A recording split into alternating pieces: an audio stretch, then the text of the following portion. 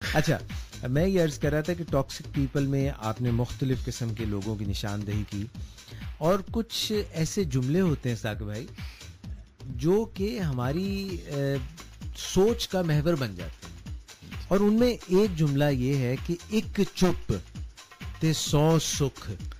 نہیں، یہ میتھ ہے. چپ رہنے سے رنج ہمارے اندر پلنے لگتا ہے، اور ہم ہمیشہ چپ رہ نہیں سکتے، ہم کبھی نہ کبھی پھٹ پڑتے ہیں. ثاقب بھائی، وہ میں نے تو سنا ہے انگریزی میں کہتے ہیں سائلنس از گولڈن. دیکھیے، وہ سائلنس وہ ہے جو آپ بولنے کے دوران تھوڑا سا جو وقفہ دیتے ہیں سوچنے کے لیے دوسرے کو اور اپنے آپ کو. وہ کہتے ہیں کہ جو گفت و شنید ہوتی ہے یہ لفظوں پہ اور باڈی لینگویج پہ مبنی ہوتی ہے، اور یہ جو بیچ میں وقفہ ہوتا ہے خاموشی کا، یہ دونوں کو مرج کرتا ہے. اچھا ثاقب بھائی، یہ اس قسم کے لوگ بھی ہوتے ہیں، آپ ان کو، وہ چکنے گھڑے بھی آپ نے کہا نا جی، جو مرضی کہیں، ان سے آپ کہیں بھائی اپنے آپ کو سدھار لو. ابھی آ رہی ہے نا ان کی باری جو ہر بات پہ متفق ہوتے ہیں. نہیں، متفق والے تو اور ہیں، میں تو ان کی بات کر رہا ہوں جو کہ خاموش ہی رہتے ہیں.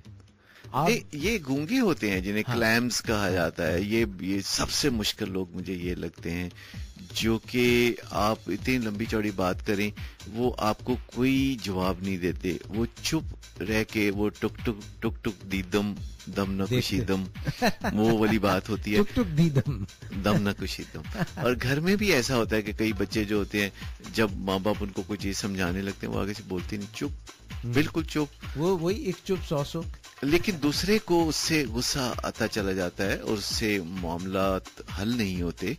اور ایسے لوگوں کو ہمیشہ جو ہے سوالات جو کرنے چاہیے وہ نیوٹرل کویسچنز کرنے چاہیے. یہ جو کلیمز جن کو ہم کہتے ہیں جو چپ کر جاتے ہیں آگے سے، ان کے ساتھ ہمیں ایسے سوال کرنے کی ضرورت ہوتی ہے، اوپن اینڈڈ کویسچنز اور نیوٹرل کویسچنز. نیوٹرل کا مطلب ہوتا ہے جو ان کے لیے زندگی موت کا سوال نہیں ہوتے، جو کام کاج سے متعلقہ نہیں ہوتے. تو ان کے ساتھ جب اکثر و بیشتر آپ نیوٹرل کویسچنز کا مطلب ہے کہ آپ اپنی کرکٹ ٹیم پر بات کرتے ہیں یا پالیٹکس پر بات کرتے ہیں، جو مسئلہ ہے اس پہ نہیں، آپ ان کو بولنے کا ایک ترغیب دیتے ہیں، اور جو ہی وہ بولنا شروع کر دیتے ہیں اور وہ ذرا وارم اپ ہو جاتے ہیں تو پھر آپ ان سے اصل مسئلے پر بات چیت کرتے ہیں. جب ان کے جو مسلز ہیں وہ تیار ہو جاتے ہیں، ایکٹیو ہو جاتے ہیں، تو پھر آپ بات کرتے ہیں. اور اکثر و بیشتر ایسے لوگ اگر آپ کی زندگی میں ہوتے ہیں تو آپ ان سے صرف کام سے کام نہ رکھیں، کیونکہ اگر آپ کام سے کام رکھیں گے تو پھر کام نہیں بنے گا. پھر جو ہے وہ آپ کو وہ قیامت تک کا انتظار کرنا پڑے گا. تو یہ جو ہوتی ہے چیز کہ کوئی بندہ بات نہیں کرتا تو یہ اس کی جو کمیونیکیشن کی صلاحیتیں کمزور ہوتی ہیں. بعض لوگ اپنے آپ سے بھی پراپر بات نہیں کر پاتے، اور بعض لوگ جو ہیں وہ خاموش طبع نظر آتے ہیں. اور یہ کہتے ہیں خاموش طبع ہے وہ، لیکن یہ افسان بھی لڑکے رضیہ بٹ کے ناول میں بھی ہوتے ہیں. یہ میتھس ہیں. اصل میں جو بولتے ہیں، جو بات کرتے ہیں، ان کی اصلاح بھی ہو جاتی ہے.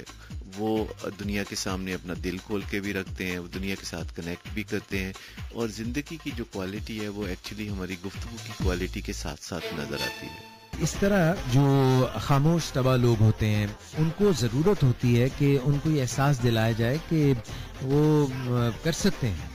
زندگی میں بہت سے کام ہوتے ہیں، جس طرح آپ نے انڈیسائسو لوگوں کی بات کی، نیگیٹوسٹک لوگوں کی بات کی، کمپلینرز کی بات کی. ان سب لوگوں کو یہ احساس ہوتا ہے کہ شاید یہ بات ممکن نہیں ہے اور اس سے کسی طرح سے پلو بچا کے نکل جایا جائے. تو ان کو آپ کو یہ ایک کمفرٹ لیول ان کو دینے کی ضرورت ہوتی ہے اور ان کو شاباش دینے کی ضرورت ہوتی ہے. اور ان سے بات کبھی بھی ایسی نہ کریں جس کا جواب یس یا نو میں ہوتا ہے. ٹھیک. اور جب سائلنس ہو تو یعنی وہ بات نہیں کر رہے، چپ ہیں، تو آپ ان کی جگہ باتیں کرنا نہ شروع کر دیں.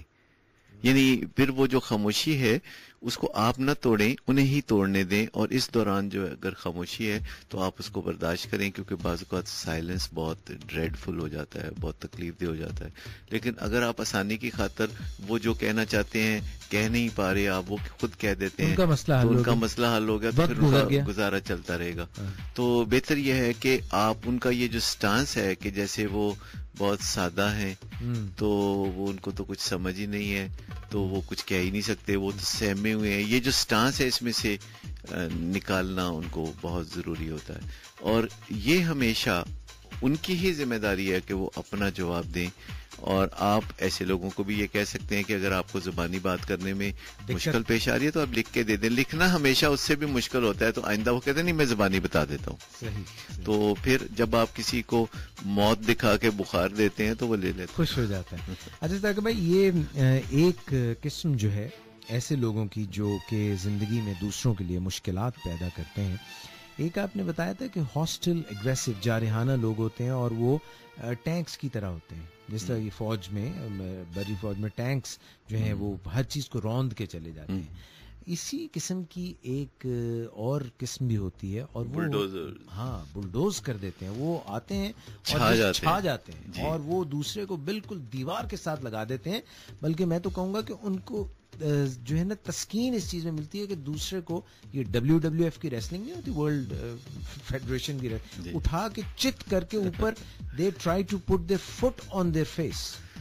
جی اس قسم کے خطرناک لوگ چھا جانے والے جو لوگ ہیں ان کے پاس کچھ اپنی تیاری کچھ اس قسم کی ہوتی ہے جو انہوں نے اعداد و شمار اکٹھے کیے ہوتے ہیں. وہ تیاری کر کے آتے ہیں اور دوسرے لوگوں کو اس وقت پکڑتے ہیں جبکہ دوسرے لوگ تیار نہیں ہوتے. یہ جو بلڈوزرز ہوتے ہیں یہ وہ موقع نکالتے ہیں, یہ پہلے سے پورا پلان کر کے چلتے ہیں اور اپنی دھاک بٹھانے کی خاطر دوسرے لوگوں کو جو ہے وہ نیچا دکھاتے ہیں. اور ان کا وہ جو ایک پلان ہے. اچھا ذاکر بھائی ایسی میں جسٹ آپ کی اس پہ انپٹ چاہتا ہوں. یہ آج کل نا جو ٹیلی ویژن کے اکثر اینکرز ہیں ان میں یہ ٹرینڈ بڑا ہو گیا. آنیسٹلی وہ تیاری کر کے آتے ہیں اور بڑے مقبول ہو جاتے ہیں وہ, اور تیاری کر کے فیکٹس اینڈ فگرز سے وہ جو بڑے بڑے سیاستدان ہوتے ہیں نا وہ کوشش کرتے ہیں کہ ان کو خوب رگیدا جائے. دیکھیں وہ 2 مہینے سے تیاری کر رہے ہوتے ہیں, ان کا ڈپارٹمنٹ تیاری کر رہا ہوتا ہے, پرانے اخبارات کی کٹنگ نکالی ہوتی ہے. جی فلاں موقع پہ آپ نے یہ کہا. اچھا اب اخباروں میں جو چھپتا ہے بعض اوقات تو وہ ایک من گھڑت ہوتا ہے. وہ کہتے ہیں کہ اچھا ہم یہ بیان ان کی طرف سے چھاپ دیتے ہیں, یا تو تردید آ جائے گی یا یہ چپ رہیں گے. اگر چپ رہیں گے تو پھر یہ انہی کا بیان ہوگا, اگر تردید آ جائے گی تو ہم تردید چھاپ دیں گے. تو یہ بھی بلڈوزرز کی ایک قسم ہو سکتی. بالکل یہ ایسے ہی ہوتا ہے. یعنی ایک ایسا احتساب, ایک ایسا کڑا احتساب جو ماضی سے بروئے عمل ہوتا ہے. اور ایک مہمان جب آپ بلاتے ہیں اپنے کسی پروگرام میں تو اگر آپ کا مقصد ہی یہ ہے کہ اسے لیٹ ڈاؤن کرنا ہے, اسے نیچا دکھانا ہے, تو میں سمجھتا ہوں کہ یہ آج کل کی جو ایگریسو جرنلزم ہے اس کے تقاضے تو پورے سے ہوتے ہیں. یا شاید کسی ویور کی بھی ذہنی تسکین ہوتی ہو کہ اچھا یہ لوگ جو ہمارے حاکم ہوتے ہیں ان کو کبھی کبھی دیکھیں یہ کیسے رکیدا جاتا ہے. لیکن اس سے مسئلہ تو حل نہیں ہوتا, کیونکہ اگر ہم کسی کا احتساب کرتے ہیں, اکاؤنٹیبل کرتے ہیں کسی کو, تو اس کا مطلب تو مسئلہ حل ہونا چاہیے بنیادی طور پہ. اور جو اکاؤنٹیبلٹی ہے وہ حاضر مسئلوں پر ہوتی ہے. آپ کسی ماہرین کو بلاتے ہیں یا سیاستدان کو بلاتے ہیں تو آپ حاضر مسئلوں کا حل پوچھتے ہیں. آپ ان کے پرانے واقعات کی نشاندہی کرتے ہوئے انہیں لیٹ ڈاؤن کرنے کی جب کوشش کرتے ہیں تو یہ بلڈوز کرنے والی بات ہوتی ہے. پھر چینل آپ کا, کیمرے آپ کے, مائک آپ کا, ایڈیٹنگ آپ کی, بالکل. اور الٹیمیٹلی جو پروگرام سامنے آتا ہے اس میں دوسرا بندہ گھبرایا ہوا بیٹھا ہوتا ہے. تو بہتر یہ ہے کہ یہ جو بلڈوزنگ ہے یہ سر ذاکر بھائی یہ دیکھیے کہ بلڈوزرز کس طرح سے بلڈوز کرتے ہیں, کوئی تھوڑا سا اس کا اگر آپ بتا سکیں. ہاؤ ڈو دے, موڈس آپرانڈی کیا ہوتا ہے ان کا؟ سب سے پہلے موڈس آپرانڈی تو یہ ہوتی ہے کہ یہ تیاری کرتے ہیں. یہ ایک ڈوئل کے لیے اپنے آپ کو تیار کرتے ہیں اور دوسرے بندے کو اچانک پکڑتے ہیں. دوسرا بندہ سمجھتا ہے کہ میرے ساتھ جو ہے یہ اتفاقی ملاقات ہے جس میں کہ عام معاملات کی وہ تیاری کر رہے ہوتے ہیں کئی دنوں سے. وہ کئی دنوں سے تیاری کر کے, یہ اس میں ایک میلا فائڈی شامل ہے, ایک بدنیتی شامل ہے کہ آپ 1-2 مہینے پہلے اپنے کسی ماتحت کے خلاف ایک اکٹھی کر رہے ہیں, محاذ آپ پہلے سے ایک تیاری کر رہے ہیں اور پھر اچانک ایک دن اس کو بلاتے ہیں کہ یہ فلاں دن کیا ہوا تھا اور فلاں دن کیا ہوا تھا. تو اس کا مطلب یہ ہوتا ہے کہ الٹیمیٹلی شاید آپ نباہ نہیں کرنا چاہتے, کیونکہ اگر آپ نباہ کرنا چاہتے ہیں تو آپ یہ اکٹھا نہیں کرتے, استغاثہ جمع نہیں کرتے, بلکہ روز کے روز آپ بات کرتے ہیں اور بات احترام سے کرتے ہیں اور مسئلے کا حل جو ہے وہ پوچھتے ہیں یا بتاتے ہیں. اچھا اب یہ بتائیے کہ کیونکہ پروگرام کا وقت بھی جا رہا ہے تو ان سے کیسے نپٹا جائے؟ یہ بڑے خطرناک لوگ ہیں. دیکھیے پہلی بات تو یہ کہ ہمیں ہی محتاط ہونا چاہیے کہ کسی بھی ملاقات میں ہمیں پہلے سے ایجنڈا پوچھنا چاہیے. اگر ہم ایجنڈے کے بغیر کسی ملاقات میں جائیں گے تو پھر ہمیں خطرہ ہوگا کہ ہمیں بلڈوز کیا جائے گا.